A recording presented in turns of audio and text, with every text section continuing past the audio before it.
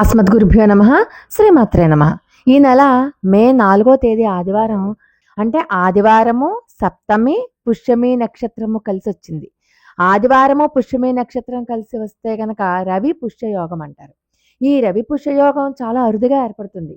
సామాన్యంగా గురు పుష్యయోగం ఒకటి, రవి పుష్యయోగం ఒకటి అత్యంత పవర్ఫుల్ అనమాట. ఇవి చాలా అరుదుగా వస్తూ ఉంటాయి. గురువారం పుష్యమి నక్షత్రం వస్తే గురు పుష్యయోగం అంటారు. ఆదివారం పుష్యమి నక్షత్రం వస్తే రవి పుష్యయోగం అంటారు.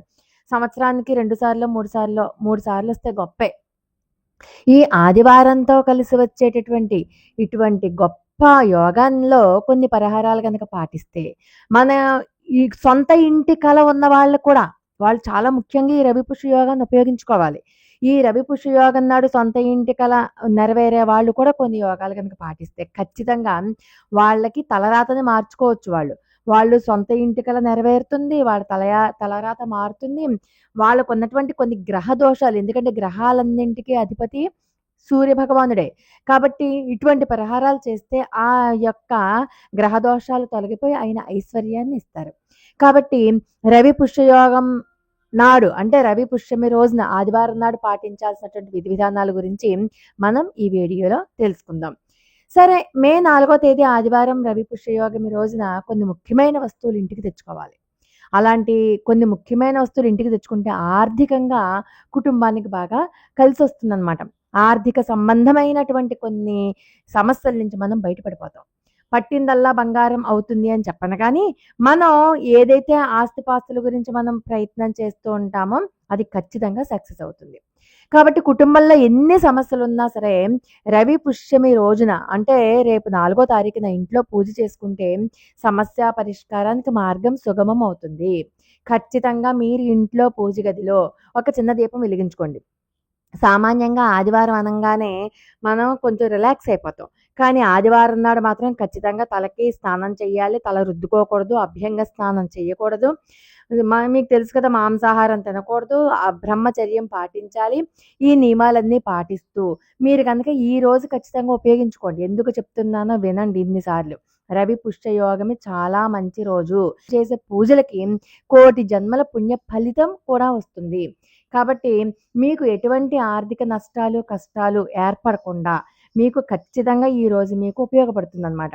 రవి పుష్యయోగం కలిసి వచ్చేటటువంటి ఈ రోజున బంగారం కొనుక్కుంటే చాలా మంచిది. అక్షయ తృతీయ రోజున బంగారం కొనుక్కోవాలి అని చెప్పి కొనుక్కుంటే ఎంత మంచిదని చెప్తారో అంతకు రెట్టింపు పుణ్య ఫలితం ఈ రవి పుష్యయోగంలో బంగారము, వెండి వస్తువులు, కొత్త వాహనాలు, ఎలక్ట్రానిక్ వస్తువులు అలాంటివి కొంటే మన ఇంటి మీద కుబేరుని యొక్క ఆశీర్వచనం ఉంటుంది.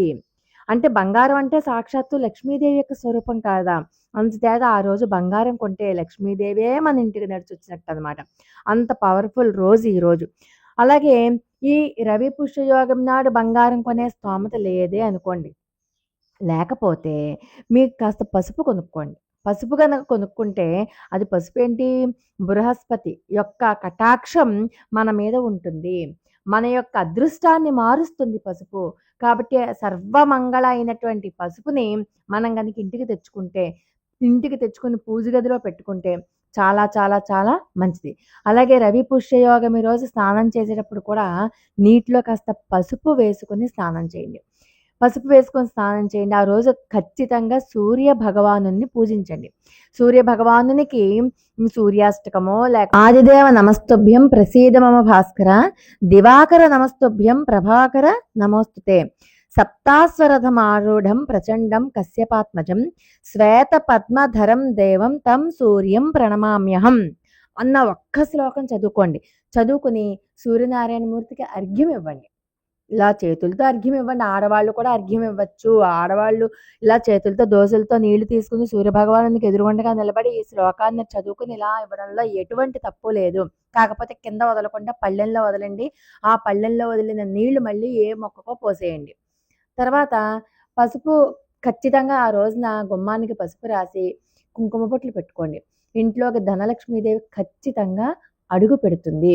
సూర్యునికి ఇష్టమైన రంగు ఎరుపు కాబట్టి రవి పుష్య యోగం కలిసి వచ్చినటువంటి ఆదివారం రోజు ఎరుపు రంగులో ఉన్న వస్తువుల్ని కొనుక్కుంటే చాలా మంచిది. అలాగే జాతక దోషాలతో ఇబ్బంది పడేవారు ఆదివారం రోజు ఖచ్చితంగా ఎరుపు రంగు వస్త్రాలను ధరించండి. అలాగే గోమాతకు ఆహారం తినిపించండి. రవి పుష్య యోగమి కలిసి వచ్చిన పుణ్యమైనటువంటి రోజున గోమాతకు గనక ఆహారం తినిపిస్తే డబ్బు సమస్యలన్నీ తీరిపోతాయి. ప్రతి ఒక్కరూ కూడా ఉదయం స్నానం చేశాక ఓం నమో భగవతే వాసుదేవాయ అన్న మంత్రాన్ని కానీ, లేకపోతే ఓం సూర్యాయ నమః అన్న మంత్రాన్ని కానీ, లేకపోతే ఓం రవయే నమః 108 సార్లు జపించండి. జీవితంలో ఒక స్థాయికి వెళ్తారనమాట. అలాగే ఈ రవి పుష్య యోగము కలిసి వచ్చినటువంటి ఈ రోజున తులసి మొక్కకు 5 ప్రదక్షిణాలు చేసిన, అలాగే కనకధార స్తోత్రాన్ని చదివినా కూడా ఇంటి ఆదాయం ఇంటి యొక్క ఆర్థిక పరిస్థితి చక్కగా మారుతుంది, మంచి మార్గంలోకి వస్తుంది. మీరు ఈ రవి పుష్య యోగం వచ్చినటువంటి ఈ మే 4వ తారీఖు ఆదివారం రోజున రవ్వంత బంగారం కొన్నా సరే మీకు లక్ష్మీదేవే కదా, బంగారం ఎంతైనా లక్ష్మీదేవే వస్తుంది. ఇటువంటి రోజు మీరు ఏం చేస్తారంటే లక్ష్మీ అమ్మవారి ఎదురుగుండగా 5 యాలకులు పెట్టండి తమలపాకు మీద వేసి. మీ పూజ అంతా అయ్యాక ఆ 5 యాలకులను తీసుకొని మీ బీరువాలో పెట్టుకోండి. నెగిటివ్ ఎనర్జీ అంతా పోతుంది. అలాగే చూడండి, ఇంటికల నెరవేర్చుకోవాలి అనుకున్న వాళ్ళు ఖచ్చితంగా 11 రావి మొక్కలను నాటండి. ఖచ్చితంగా 11 రావి మొక్కలు నాటాలి. ఒకవేళ 11 రావి మొక్కలు మీకు అందుబాటులో లేకపోతే 11 మేడి మొక్కలు కూడా అవైనా సరే ఇవైనా సరే నాటితే ఖచ్చితంగా మీ సొంత ఇంటి కల నెరవేరి తీరుతుంది.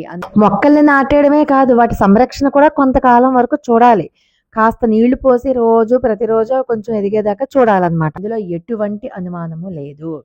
కాబట్టి ఈ పరిహారం చేసుకుంటే అలాగే ఇల్లు మారాలి అనుకున్న వాళ్ళు, అద్దింటికి వెళ్ళాలి అనుకున్న వాళ్ళు కూడా ఈ రోజున గనక అద్దింటికి గనక వెళ్తే ఖచ్చితంగా మీరు త్వరలోనే మంచి ఇల్లు కొనుక్కుంటారనమాట. గృహయోగం కలుగుతుంది.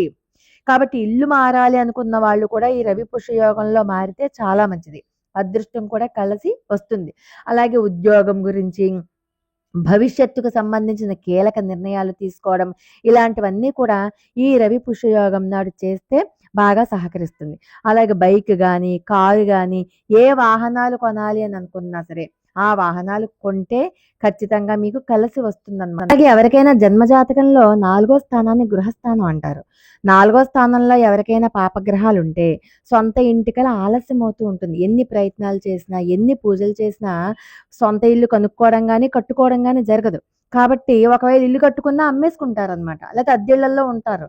అలాంటి వాళ్ళకి ఖచ్చితంగా 11 రావి మొక్కల్ని కానీ, లేకపోతే 11 మేడి మొక్కలను కానీ నాటండి. నాటడంతో సరిపోదు, రోజు మొక్కలకి నీళ్లు పోయండి. కొన్నాళ్ళు వాటిని పెంచండి. వెంటనే మీకున్నటువంటి పాపగ్రహాల వల్ల ఇంటి సంబంధమైన సమస్యలు ఏవైనా ఉంటే అవన్నీ కూడా తొలగిపోయి మీరు త్వరలోనే సొంత ఇంటిని కొనుక్కోగలుగుతారు.